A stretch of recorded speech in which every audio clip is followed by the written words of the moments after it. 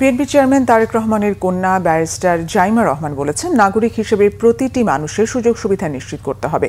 শারীরিক প্রতিবন্ধীদের কথা মাথায় নিয়ে সার্বজনীন নীতি গ্রহণ করতে হবে। রাজধানীতে এক মতবিনিময়ে জাইমা রহমান বলেন, বিএনপি ক্ষমতায় গেলে প্রতিবন্ধীদের জন্য সকল সুবিধা নিশ্চিত করবে। গোলাম মাইনুল হাসানের রিপোর্ট।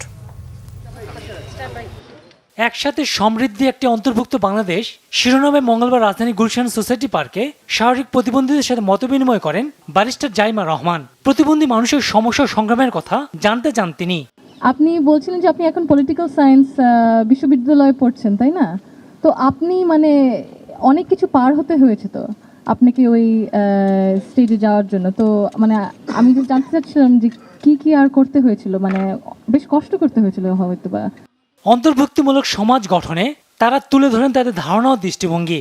যে আমাদের সাথে যারা আছেন অন্যান্য শিশুরা যারা অপ্রতিবন্ধী, তাদের সাথে যেন আমরা একই স্কুলে যেন একই বিশ্ববিদ্যালয় পর্যন্ত যেন পড়াশোনা করতে পারি। দুঃখের বিষয় এই যে বাংলাদেশে এনভিডিএ নামে একটা স্ক্রিন রিডার আছে যেটা ভালো কাজ করে না। দরকার আমাদের সহায়তা আর আপনাদের একটু মমত্ববোধ। যদি আমরা তা পাই তাহলে আপনাকে কথা দিতে পারি আগামীর বাংলাদেশ প্রতিবন্ধীরা করবে। আমাদের ছাড়া যাহাই কিছু আপনারা পলিসি তৈরি করেন না কেন, কিন্তু সেই পলিসি কার্যকর হবে না। কারণ ব্যথাটা তো আমি বুঝি, আমার মতো আরেকজন হুইল চেয়ার সেই বুঝবে যে সে হুইল চেয়ার ইউজারের কতটুকু কষ্ট। দেশের গণ পরিবহনগুলো প্রতিবন্ধী মানুষের চলাচলে উপযোগী করে তোলার গুরুত্ব তুলে ধরেন জাইমা রহমান। বাস চলনে, রেলগাড়ি হোক, ওইটাও তো ওরভাবে মানে অ্যাডাপ্টেড না আমার কাছে, সেটা মনে হয়েছে যতটুকু আমি দেখেছি।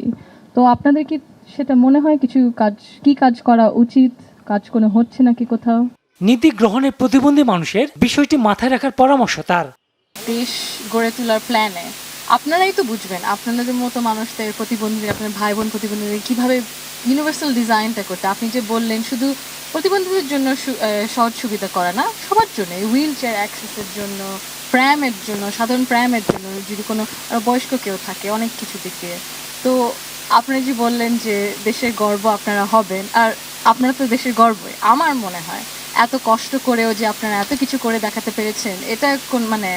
প্রতিবন্ধী মানুষের বিভিন্ন সমস্যার কথা গুরুত্ব দিয়ে শোনার জন্য ব্যারিস্টার জাইমা রহমানকে ধন্যবাদ জানান তারা।